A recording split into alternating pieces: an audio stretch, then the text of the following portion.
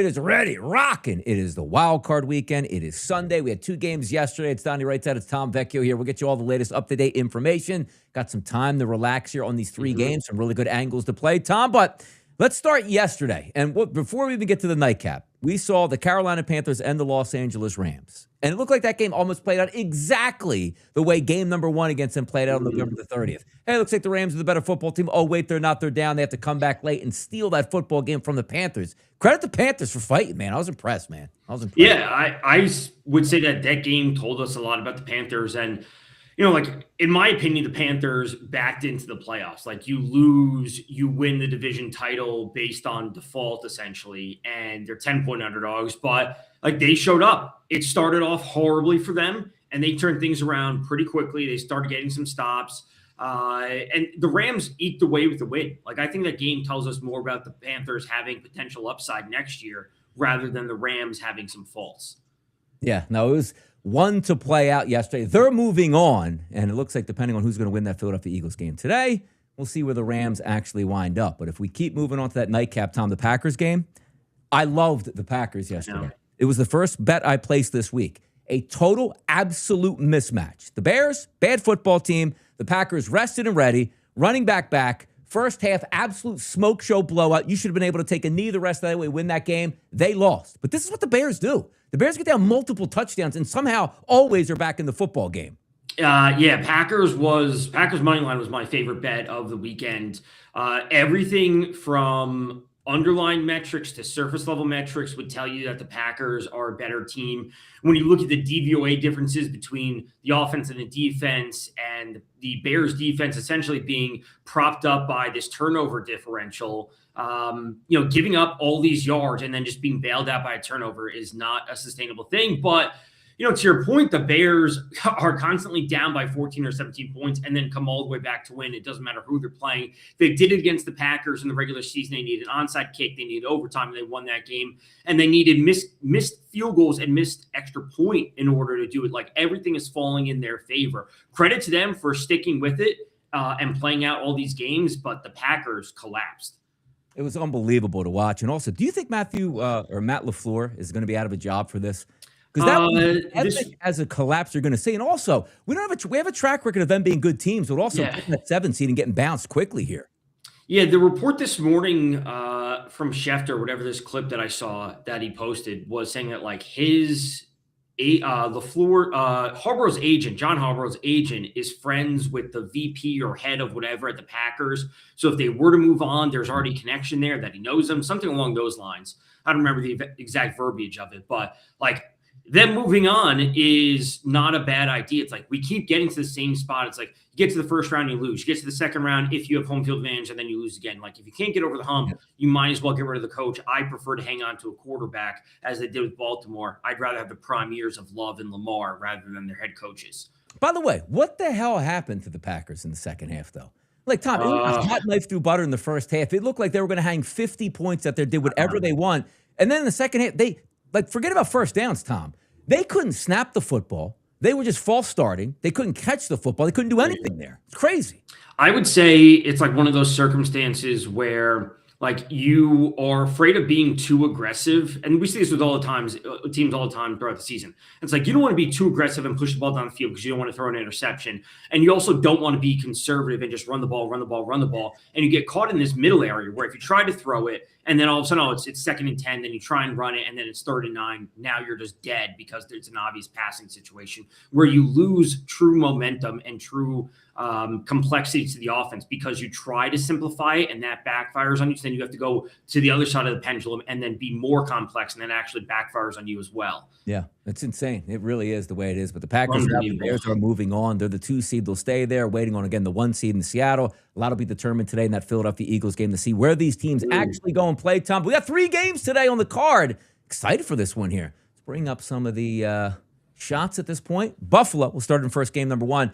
Yesterday, I was live on the air, myself and Joe Lisi. We're talking about the games. Okay, we're going to preview some of this stuff. And I blinked and I take a look and said, wait a second here. 10:49 a.m. yesterday while we were live on the air. That game flipped. from a 1.5-point favorite for Buffalo over to Jacksonville. Because all week long, like, man, this is interesting. I do think Jacksonville's the better team, but man, Buffalo's holding strong all week, and it all of a sudden flipped. Now, granted, 1.5 to 1.5, the same thing we saw yesterday and this week with the Green Bay Packers and Chicago Bears. How do you feel about Jacksonville being the favorite right now?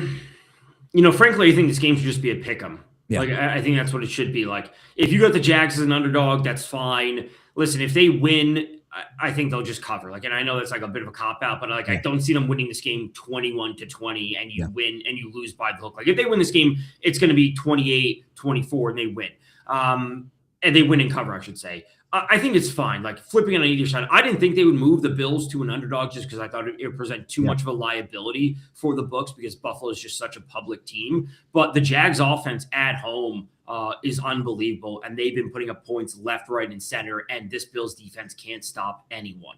I'm with you on that. I am. Like, it's like there's no recency bias because Jackson for like 2 months, Tom, is peppering the scoreboard every single game, no matter the opponent or where they play. Now, playoffs are a little bit different scenario. We get that. Weather conditions today, 63 degrees, no rain in the forecast, winds manageable around 10 miles per hour, 10, 11 miles per hour, as you just saw right there. So we should get a pretty clean slate. When I look at Jacksonville, weaponry, right? Good offensive line, good quarterback, good running back, good tight end, really good wide receivers.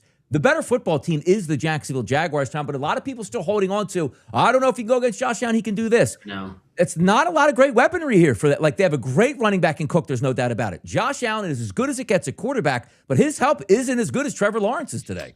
It's really true. And, I've seen this discussion play out this week where, like, Josh Allen, because of how good he is, the defense has to respect him on his own, but also he makes the players around him better. So, like, James Cook, I would say, is the third best player. Like, it's going to be Allen, it's going to be Lawrence, and then it's going to be Cook as, like, the next best offensive player. And Khalil Shakir is okay. Kincaid is good. Knox is good. Like, they have a bunch of good options. If you gave Josh Allen, Jacoby Myers, and Brian Thomas Jr. and Parker Washington, I think they'd be flying on offense. But to your point, the actual talent lies with the Jags at a certain point. And if Josh Allen isn't Superman, as we see him be time and time again, the Bills will lose this game. Yeah, no, I think you're correct about that too. Let's take a look here, and we will go over and see some of these prop bets in this game today as it lines up. Like, betting-wise for me, I didn't take a straight wager on Jacksonville, but I do think Jacksonville does win that football game. It's one of those where I was looking all week long. Okay, Buffalo, Jacksonville, I think it's a toss-up. I'd go Jacksonville. Loved Green Bay. I do like the Philadelphia Eagles today. A little wishy-washy on the night game tonight. We'll get to that in just a little bit. And then Houston and Pittsburgh on Monday night. But the passing props in this game, Trevor Lawrence, 234.5, and Josh Allen, 228.5. And then the touchdown passes, you have Trevor Lawrence bouncing between anywhere plus 105 to minus 105 for two of them, depending where he's shopping at. And Josh Allen, right around the same price point there, just sort of plus money. Trevor Lawrence has been absolutely cooking as of late. I like Trevor Lawrence to throw a couple touchdown passes in this game. But how do we approach the quarterbacks? Because Josh Allen has to go nuclear. But I'm just actually more confident in Trevor Lawrence. It sounds crazy. It just does. I know it does. I actually really like Josh Allen over passing plus rushing combined at 273. Yeah. So, like, he's going to have to get it done. And if they can't move the ball on the ground with Cook, which I'm not entirely sure that Cook's going to have a monster game. I think he'll have an effective game overall from passing and receiving combined. But Josh Allen's going to have to do some of this by himself. So if you could pencil in Josh Allen for – what's his rushing prop before I just ramble something off? He's around 40, I think. He's at 40. Okay, so if you pencil in, if he goes over that, let's say we pencil in Josh Allen for 45 or 50 rushing yards, he should be able to have 220 passing yards. Yeah. Like, especially if this game gets out of control and they're playing from behind because they can't run the ball and the Jags are just pouring in points. Josh Allen over 273.5 is one of my favorites of the day. Yeah, there's Razor up there, Razor Picks. I think he's from my area, but he is a Packers fan, so he was probably stressing out last night like a lot of us are watching the game, saying, by the way, Tom, when you you're going to get bad beats. And it always seems like the bad beats happen way more than the bad beats go in your direction. But there's not, like, I understand bad beats at them, they got like an incredible shot to beat you. But when you watch a game like that and like you already counting your money like it's yours, it's guaranteed, it can't be taken, and then it's stolen from you, those are always the worst, man. They are. Like, it's you're watching like ice melt. Yeah, it's like this isn't happening. It's like they'll put it back in the freezer before it melts. It's like just do the thing properly.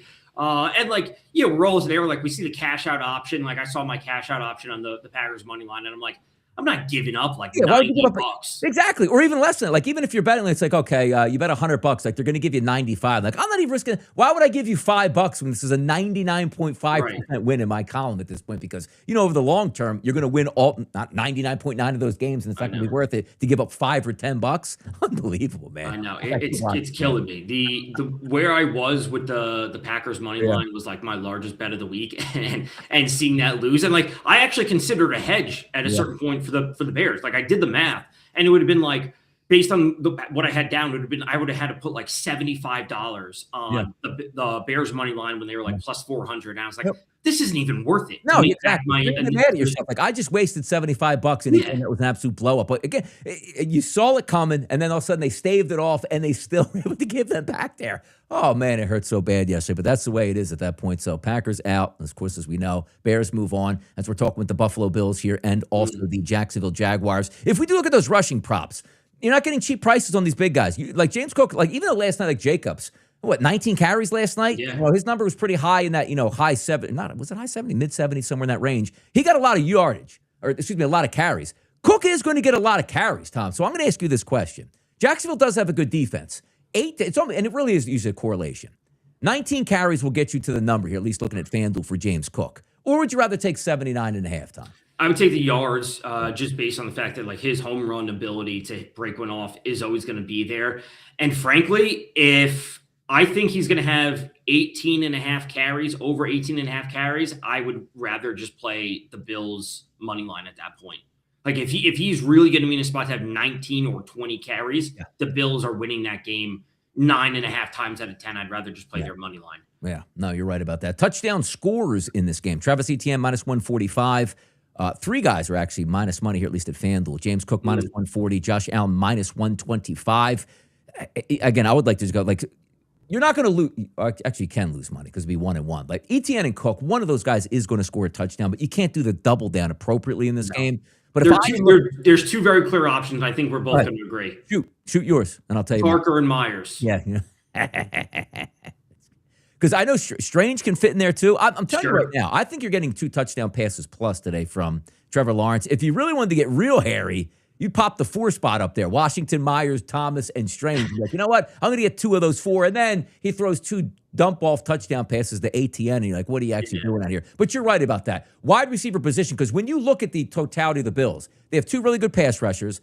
Not a lot of great action at linebacker. Matt Milano is like just a name at this point. He's not a very good linebacker. And average corners. Good weather conditions. He's going to be throwing it. So I agree with you. And they're good price points, too. Like 195 and 210. Somebody's getting a touchdown out of that. I like that look. Yeah, I would say Parker Washington, Jacoby Myers. And, a lot of people have talked about Brian Thomas Jr. and, how he just hasn't been the same this year as he was last year. And last year was obviously unbelievable. But, like, a part of me wants to almost say that, like, that's a good thing.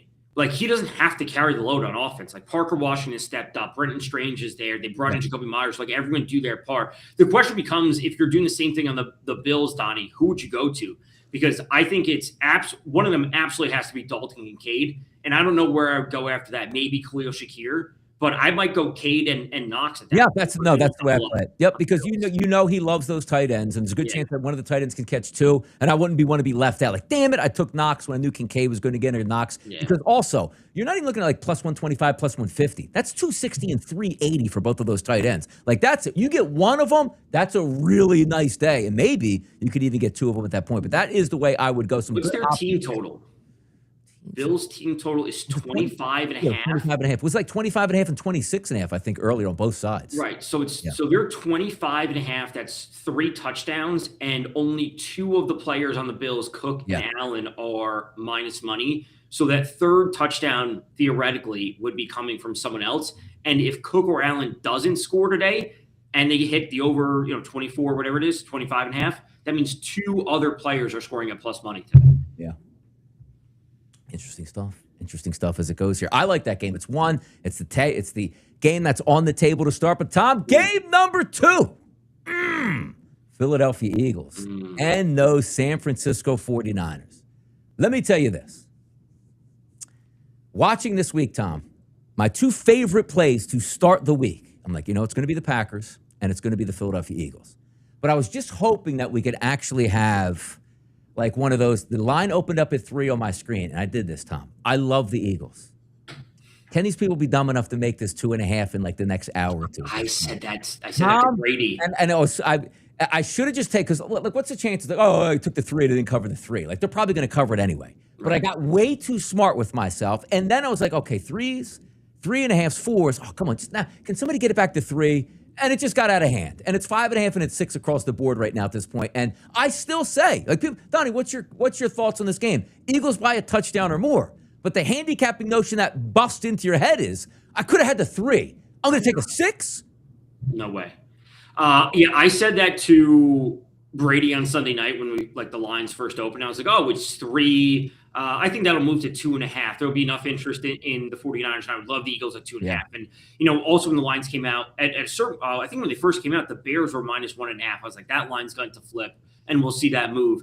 And I was like, you give me the Eagles at 2.5, I'll take that. And then I was like, to your point, the 3, 3.5, 4s. I was like, what am I missing here? Is it the 49ers and their injury situation that no one's giving them a chance, and there's just too much Eagles money to push them out to a touchdown? So if the Eagles win, I think they cover the 5.5. They win by 7 points, but I'm not betting after 2.5 points of line movement. I know, it's just, and I do think they win this game, but and I'm so angry at the fact that, like, we all know our favorite wagers here, and it's just like, I think I can get something better, and it just absolutely rips and runs the opposite direction, and that's what's happening now. We take a look at the field conditions tonight. It should be decent in Philadelphia. It is going to be cold, mid-30 temperatures here as it dips from 41 to 35 by game time. Weather, though, Tom, wind speeds getting up around 15. Here's what because for me, we're going to break down the game in a second, but let me just have my thoughts here on the Philadelphia Eagles. Dome game, no weather, you feel really good about it. But I've seen a lot of games where the Eagles have played, and the Eagles defense is fantastic. The Green Bay Packers game, the Detroit Lions game, like where it's just, for some reason, neither offense can get untracked, and the winds are just a little bit too much here. Like last year with the Eagles, I would have said 15-mile-an-hour winds and 35 degrees. The Eagles scored 35 points. It's no problem at all. Because the 49ers defense is terrible. But something is bringing me back. But I do have some angles that we're going to talk about in this game. But how about that 44.5, down from 46.5 is that total? We've been seeing a lot of points to start the week. Underdogs and points are what we saw yesterday. I'd be confident with points in this one. I think the 49ers can get to 17 today, maybe 20 or 21, and I think the Eagles should be in that 24, 28 kind of range. So I think it'll be close. I don't think we'll be flying over as we saw in some of the games yesterday. I think it'll be close. It'll go over and give me 48, 49 total points. Yeah. I will say, if this was 46.5, I may like the under at that point, but you give me a 44.5 right at that key number, I think it goes over. Yeah, let's take a look here at some of these prop bets. Let me just bring that up on this screen. And for me, I think there are some good options in this outlets today. So let me ask you this again against the game, because Trent Williams is going to give it a go. It might be on one leg. That Eagles defense, and again, rest versus rust is always a big deal, where you say that for the Eagles, I don't really say they're rusty. They played all season long, but they're going to have 21 of 22 starters in the lineup today, which if you include Lane Johnson coming back, which means they're rested, they're ready. The 49ers played last week in a tough, hard-fought game on the West Coast against Seattle, lost that game. That's why they're the road team in this game as opposed to home and the number 1 overall seed. So I look at the passing props in this game, and it seems about right. Jalen Hurts around that 200 number, and then Brock Purdy at 223.5. If I think, same way I thought yesterday, Tom, which I didn't even think like Carolina would have a lead in the fourth quarter, but I was like, Bryce Young, 188.5. Like, come on, what's supposed to go for 130 to get beat by 40 points in that game, and he'll be throwing the whole second. He destroyed that number. I think Jalen Hurts can get there, but the Brock Purdy, I don't think the 49ers game plan. Same thing I thought, Tom, yesterday with the Panthers. You can't be like, well, let's just keep the Eagles off the field or something like that. No, you have to be aggressive, and Shanahan is aggressive. So I do think both of these quarterbacks, Tom, have a chance to go over their numbers. Yeah, I really like Purdy's number, especially with the way the line movement has gone. And again, if you tell me Purdy falls under 220, the Eagles win this game going away. Like, there's no other world where it's Purdy falling under 220 and CMC runs for 150 yards. Like, that's just not happening. Like, to your point, like, keeping them off the field is just not going to work for the 49ers. So I think Purdy goes over because he's going to need to go over. It may not be pretty. Obviously, last week was a little bit of a different story. I don't expect him to fall that low, but you give him enough chances, he'll get to the 250 type of range, even in a loss. Yeah, I'm excited to watch this play out because, again, I'm an Eagles fan and we'll see how this plays out. Eagles win, they'll take on Chicago. And if the Eagles do win, that means that the number 1 seed there in Seattle is going to get the Rams, which is a third game of the season. For those guys, should be something to watch and play up. Let's keep on going down the action as we go. Let me just bring up this one here. Let's have that up here.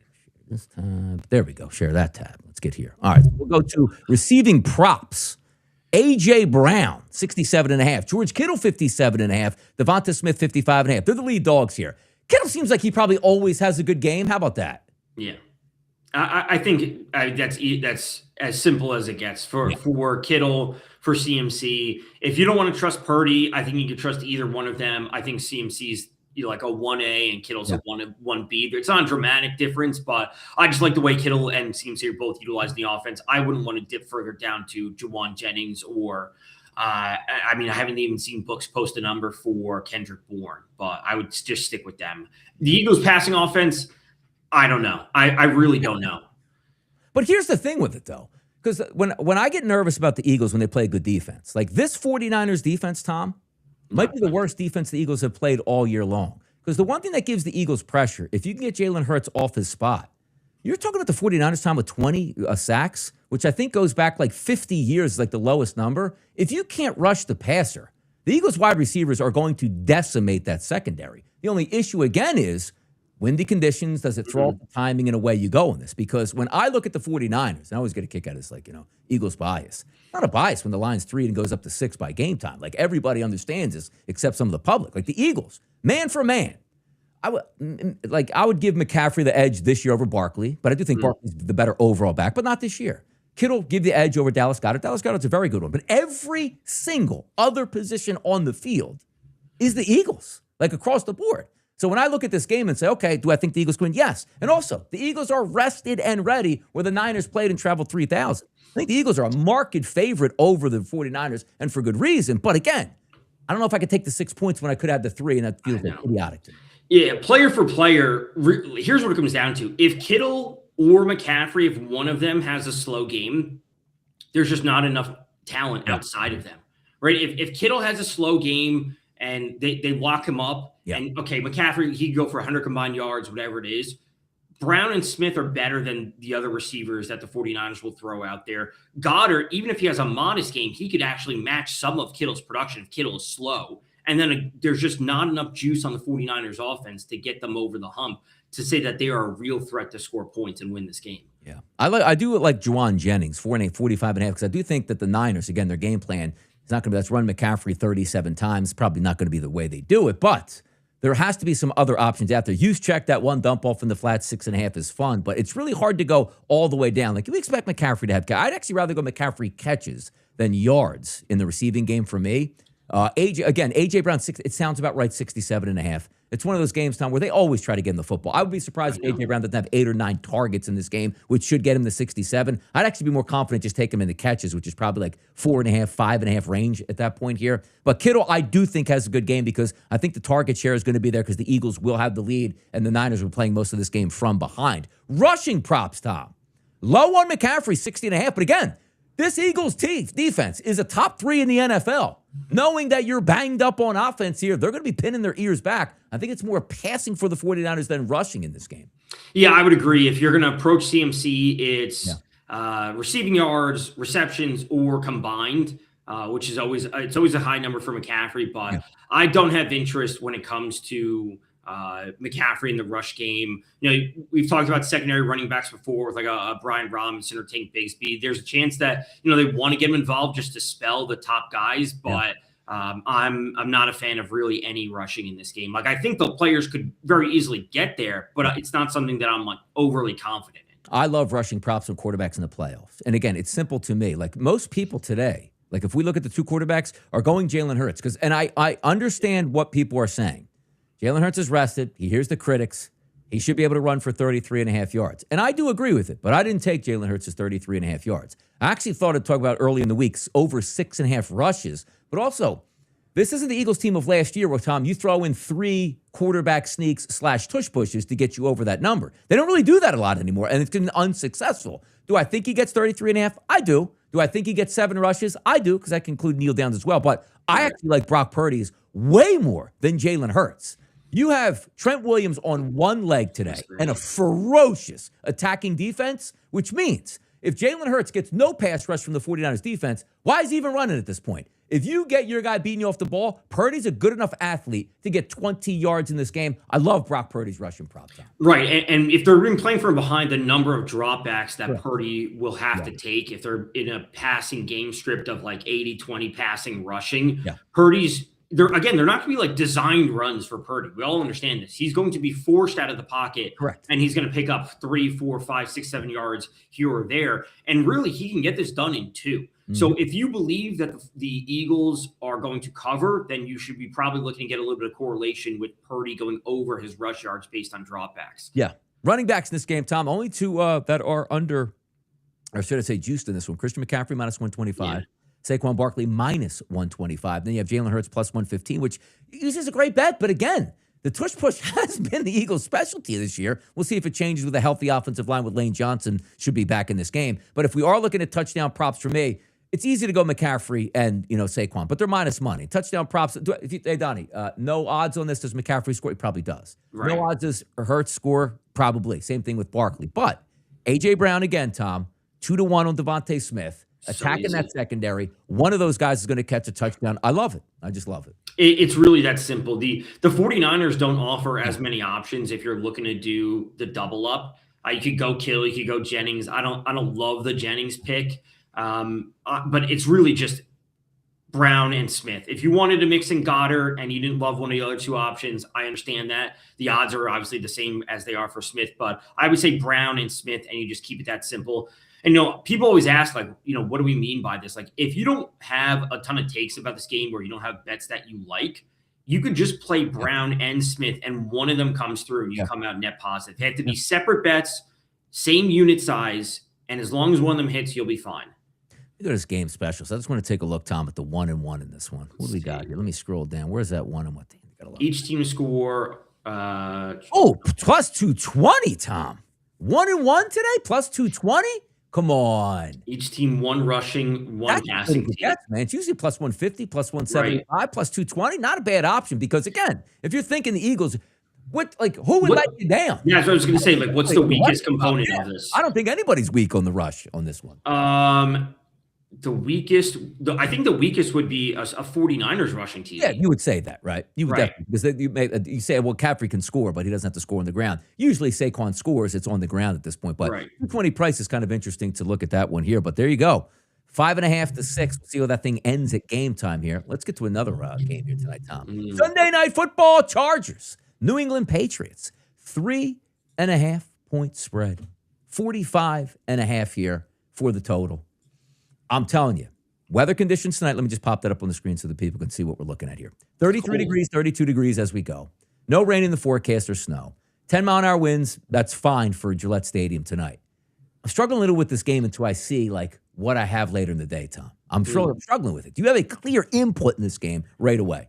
I really like the Chargers. And, a lot of this comes down to, what we view as playoff experience where – there's players on the Pats that have playoff experience, but Drake May doesn't have playoff experience. And Herbert has playoff experience, as I've said this all week. He has playoff experience, and it's been terrible. There's no doubt that Herbert hasn't been good, especially last year when he threw 3-4 picks against the Texans on the road. Absolutely disgusting game. A couple of years ago, the Chargers collapsed against the Jags. Obviously, that wasn't entirely Herbert's fault. But at least he has that, and he has coaching that has playoff experience. Not to say that Vrabel doesn't have coaching experience in the playoffs, but, Drake May's been awesome this year. But Drake May is also dealing with talent around him that I'm not sure is as good as what we see on the Chargers. Drake May makes the players around him better. So when Kayshon Boutte and Diggs and Hunter Henry and Henderson and Stevenson, when all these guys are doing okay, Drake May can find them in their routes to make them to pass them open and get them yards. I think Herbert and Keenan Allen and Ladd McConkey, I think a lot of these players have a lot of talent on their own where they can get through some of the Pats defense that really hasn't been tested this year. The Pats have had a really easy schedule, and I think the Chargers are live to win.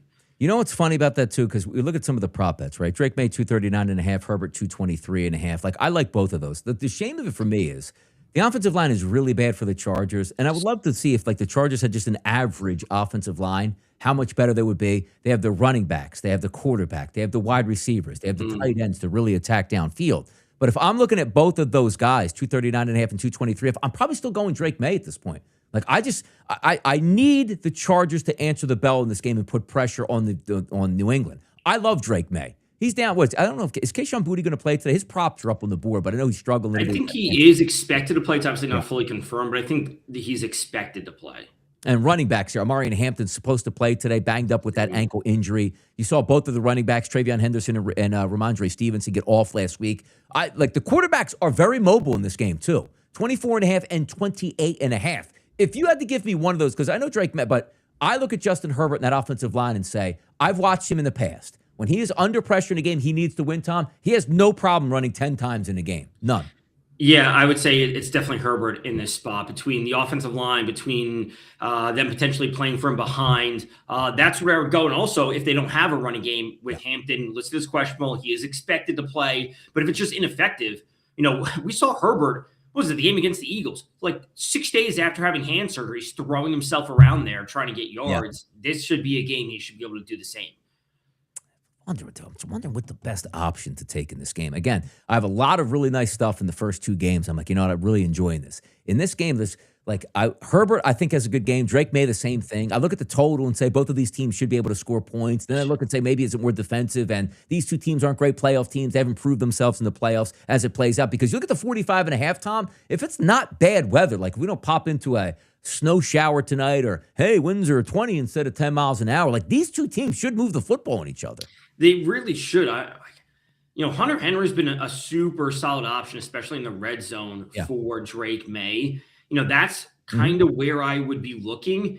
And I got to say, if they don't get Ladd McConkey going early, I don't know what they're going to do, because we've seen some really quiet games from him to end the season, especially when he was so good all of last year. Yeah, no, you figured he would take that next elite step out here, like he was going to be like the next Cooper Kupp, which he was on that trajectory. Yeah. They just don't look his way that much, which when you watch games, Tom, Quentin Johnston gets a ton of targets. Short, intermediate, deep. He loves that. Red zone, you name it. Yeah, I think 36 and a half, Tom. His long reception is 18 and a half, which is very interesting. If I could find his stats super quickly for Quentin Johnston, what were his long receptions this year, game by game? Long of 60, 50, 8, 10, 15, 23, 23, 16, 36, 37, 60, and 33. So he's been over this number. Get 36 and 2, 3, 4, 5 times. Yeah. He's been over this in more than half, in 9 of his 14 games this year. Yeah. It's interesting. Quentin Johnston over 18 and a half for his longest. There's a lot that you really, because the one thing with the Chargers is you never wear it one guy's 72 and a half, one guy's 68 and a half, and you deal with the rest. Like everybody's in that column, like 40 yards, 42, 36, 21. It's like, man, somebody's got to catch that. What do we feel about Stephon Diggs? I was on him last week on a parlay, Tom, where I just wanted him to get 30 yards because that gave him the 1,000. They didn't even throw him the football for like 3 quarters, man. But he should get 56 and a half, no? He should. They brought him in for a reason. They paid him money. They have, lack of veteran playoff experience in their receiving room. Like when push comes to shove, should they be throwing the ball to Kayshon Boutte or Demario Douglas? No, it should be going to Diggs, Hunter Henry, Travion Henderson, probably in that order. If Diggs doesn't go over 56 and a half, again, the Chargers are live to win. Yeah. Man, just looking at some of that stuff. Touchdown props in this game. I love this. Everybody's plus money. You got to love that. Like, honestly, ready time for the double down? I mean, come on now right there. Stop. Come on. Right. It really is that easy. It is. We're dealing with the 45 and a half total. We're at 46 points, and both teams are going to be getting into the 20s. Every single player is at plus money. Henderson, Stevenson, easy as that. Very, very real chance that both of them score. And Diggs and Henry. I would not look to anyone else on the pass. Yeah. If you want to keep it rushing, you keep it passing. Yep. And then for the Chargers, I would go McConkey Johnston or McConkey Keenan Allen, and that's it. It's so easy in this game. Yes, like if you did just the Patriot double down, which is insane to do. Absolutely. But hey, they're going to run one in. Okay, you got it. All right, they're going to throw one in. Oh, okay, you probably got it as well at this point. Or Travion Henderson catches a dump off and runs it in, and Ramondre Stevenson and another guy runs it in. You get both of the running backs as opposed to both of any of the actual pass catchers at tight end or wide receiver. Right. If you are looking from that other side, it's a little bit more muddled for me because I'm trying to stay. I don't like the running game today for the Chargers to run one in. Now, of course, if where's Vidal doesn't really play into it. By the way, is he healthy for this game? Did he I think they're all expected to play. Yeah. But they've all just been on the injury report the entire week. Yeah, which again, Tom, to be honest, I probably would rather take Justin Herbert than take either one of the running backs for a touchdown. That's honestly a fine look. Yeah. Fell 5-1 price at that point here. DeMario Douglas and away you go down the list. But there's a lot. Like, I'm going to really try to decipher this game throughout the day. But the first two games I think are fantastic. If I go, Tom, and say, you know what do I like the best out of like the first two games? And some of these I gave out to my players already, Tom. I took the Philadelphia Eagles. Team total first half, 12.5 over first half against San Francisco. You saw the game yesterday against the Packers, and I joked and I even sent out a tweet. Tom was like, man, I'm watching the Packers second half like I watched the Eagles. Why did the Eagles score 17 in the first half and they can't do anything in the second half and disappear? Get me a field or two field goals and a touchdown or two touchdowns in the first half. That's going to cash. For me in Jacksonville in this game, Trevor Lawrence, throw 2 touchdown passes. Those are my 2 favorite bets for the people out there for games 1 and 2. What do you got from Tom? 1, 2, or 3 games today? Josh Allen over 273.5 passing plus rushing combined. If he's not doing that, the Jags are probably winning this game and they're going to be out in front pretty easily. There's just not enough talent outside of James Cook, and Josh Allen's going to have to do a ton of it himself. So go there. And then, for that night game, I'm going to be on Henderson and Ramondre Stevenson both for a touchdown. I really like this look. So give me those two. And one of them comes through, we're in for a positive day. Yeah, it's going to be a good one here. Wild Card Sunday. We'll know exactly who the players are next week into the divisional round. But also, Tommy, we're in a Monday night game tomorrow. By the way, we doing a show tomorrow? What do you say? I'm good for it. It's a lower scoring game that we're expecting, but I will say tomorrow night, or I already know my favorite bet for it. I think I told it to you on Friday. DK Metcalf to catch a pass on the first drive.